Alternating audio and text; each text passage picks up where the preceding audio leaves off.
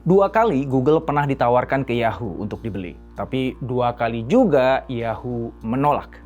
Ironinya beberapa tahun kemudian Yahoo justru takluk di kaki Google.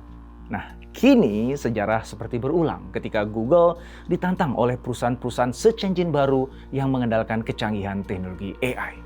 Apakah pada gilirannya Google akan bernasib sama seperti Yahoo? Yuk, kita cari tahu.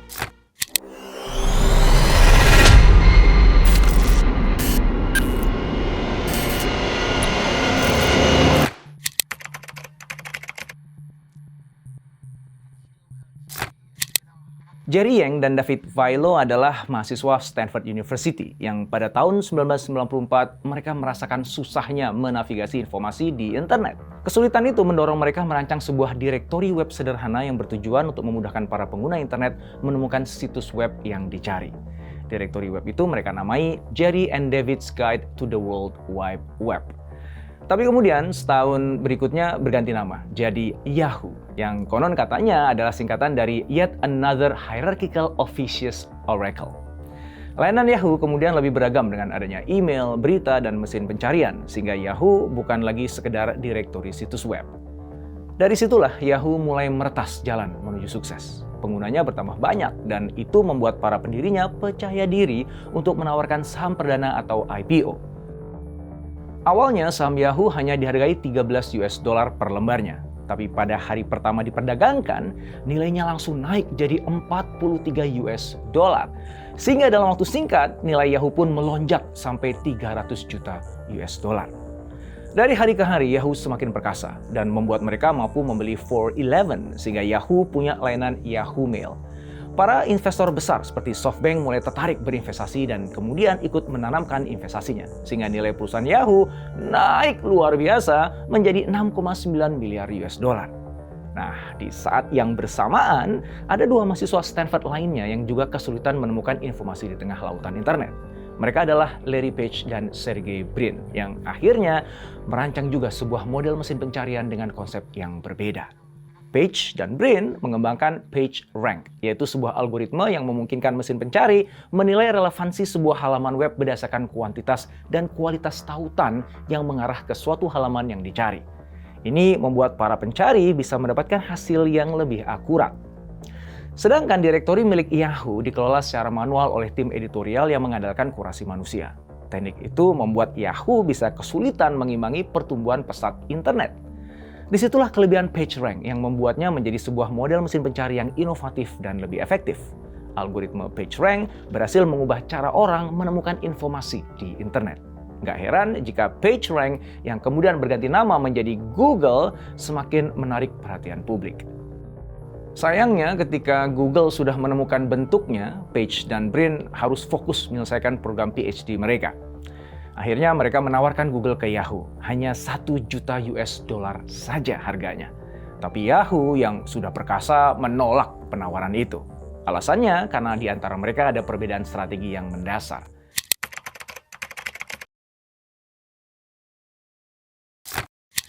Yahoo menganggap model bisnis mereka lebih aman. Kalau sampai teknologi Google yang terpisah diadopsi, maka para pengguna Yahoo akan keluar dari platform Yahoo. Jadi para pimpinan Yahoo lebih percaya dengan strategi mereka untuk membuat para pengguna bertahan di dalam ekosistemnya.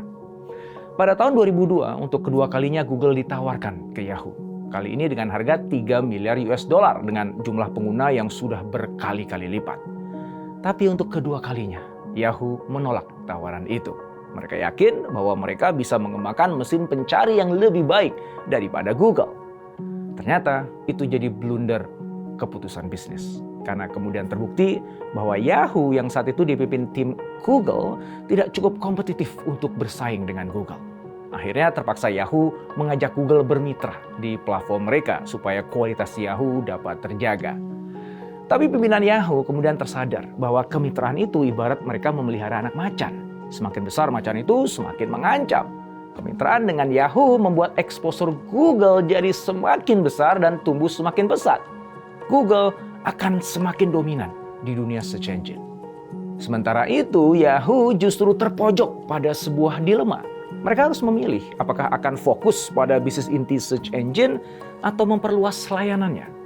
Di bawah kepemimpinan tim Google dan Terry Semel, akhirnya Yahoo mengembangkan diri menjadi portal yang menyediakan berbagai layanan seperti email, berita, dan hiburan. Mereka yakin diversifikasi ini akan membuat Yahoo lebih menarik. Walaupun di sisi lain, Yahoo jadi mengabaikan pengembangan teknologi pencarian. Sedangkan Google tetap teguh di jalannya sambil terus menyempurnakan algoritma pencarian. Google kemudian memperkenalkan AdWords sebagai layanan barunya. Inovasi ini membuat mereka semakin relevan sebagai search engine, sekaligus membuka peluang menggarap model bisnis baru. Itulah yang membuat Google semakin jauh berlari dan berhasil mengambil alih dominasi Yahoo di dunia internet.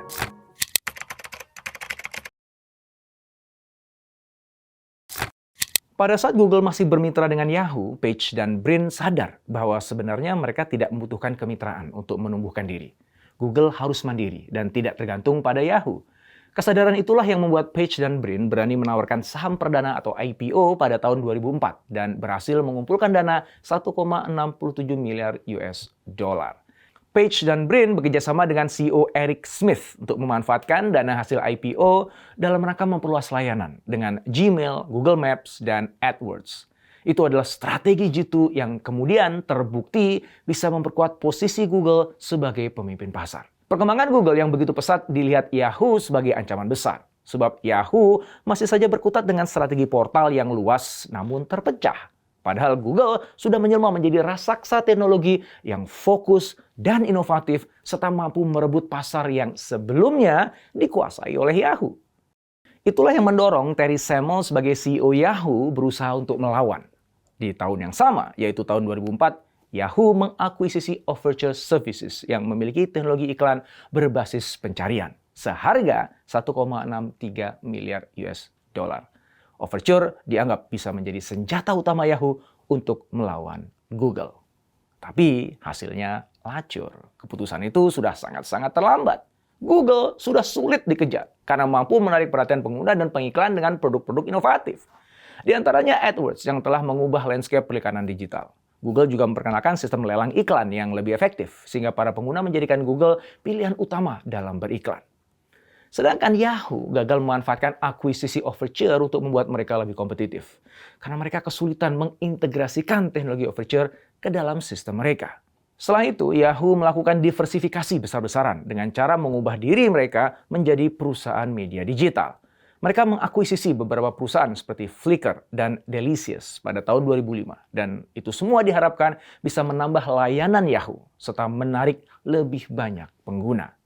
Sayangnya, untuk kesekian kalinya, Yahoo gagal mengintegrasikan program yang mereka akuisisi ke dalam ekosistemnya. Akibatnya, Yahoo justru semakin tidak fokus, terpecah-pecah dan kehilangan arah karena melakukan begitu banyak usaha tanpa strategi yang solid. Disitulah Yahoo sang pioneer dunia internet mulai kehilangan pijakannya. Pada tahun 2007, Terry Semel mundur dan Jerry Yang, salah satu pendiri Yahoo, kembali mengambil alih kendali sebagai CEO. Setahun kemudian, atau di tahun 2008, Yahoo ditawar 45 miliar US dollar oleh Microsoft untuk diakuisisi.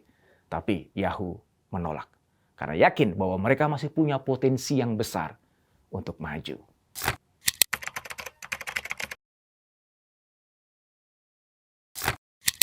Ketika performa Yahoo sebagai pemimpin pasar semakin menurun, Google justru semakin memimpin. Mereka konsisten berinovasi dalam teknologi pencarian seperti memasukkan aplikasi Google Maps dan Google Apps. Bahkan di tahun 2005, Google mengakuisisi Android Inc. yang selanjutnya berkembang menjadi sistem operasi mobile paling dominan di dunia karena digunakan oleh miliaran perangkat. Di tahun berikutnya, Google membeli YouTube seharga 1,65 miliar US dollar. Semua langkah itu mendorong Google tumbuh semakin pesat. Sehingga pada tahun 2015, perusahaan ini direstrukturisasi dan melahirkan Alphabet Inc. sebagai sebuah konglomerat teknologi besar.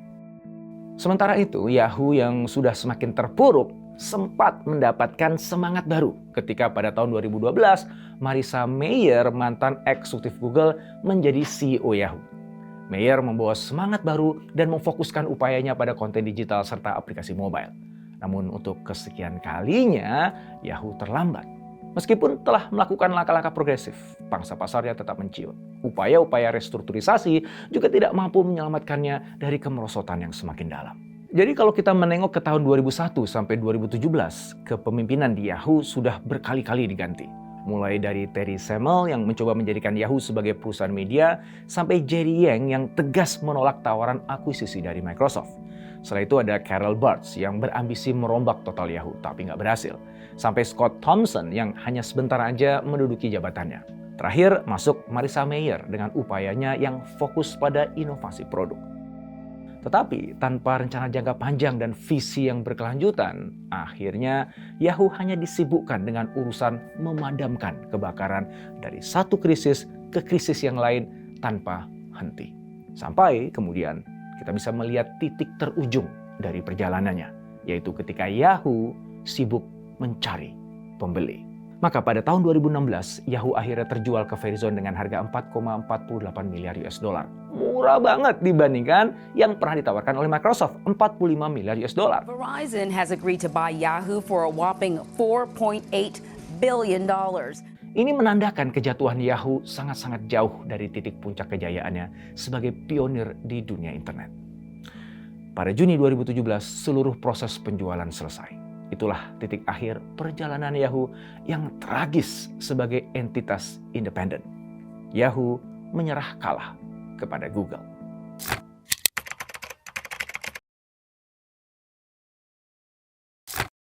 Konon, sebuah peristiwa masa kini adalah pengulangan dari peristiwa di masa lalu, sehingga sejarah seperti berulang. Nah, saat ini, giliran Google yang menghadapi tantangan mirip seperti yang dulu dialami oleh Yahoo. Sebagai raksasa teknologi yang sedang bertahta, Google kini harus berjuang menghadapi serbuan pemain-pemain yang inovatif. Dulu Yahoo mengandalkan pendekatan direktori, ditantang oleh Google yang muncul dengan model pendekatan algoritma. Akhirnya Yahoo tergilas dan Google unggul. Nah sekarang, Google berada di posisi yang sedang ditantang oleh perusahaan-perusahaan search engine baru. Di antaranya ada Perplexity AI dengan model AI yang mampu memberikan informasi real-time dan akurat. Perplexity menawarkan alternatif yang lebih segar bagi pengguna yang lelah dengan hasil pencarian yang didikte oleh SEO. Belum lagi OpenAI yang dengan Search GPT-nya mencoba mengubah cara orang berinteraksi dengan mesin pencari. Mereka tidak hanya menawarkan jawaban, tetapi juga pengalaman interaktif ketika pengguna bisa berkomunikasi dengan AI secara langsung dan mendalam. Memang Google nggak tinggal diam. Mereka sudah merespons dengan meluncurkan Gemini, yaitu sistem AI yang terintegrasi ke seluruh ekosistem mereka. Tapi apakah Gemini bisa menahan laju perkembangan Perplexity AI dan OpenAI? Atau seperti yang pernah dialami Yahoo dulu, Google akan menemukan dirinya tertinggal. Karena mungkin lamban beradaptasi dengan dunia baru yang lebih interaktif dan dimanjakan oleh AI. Kita tunggu aja.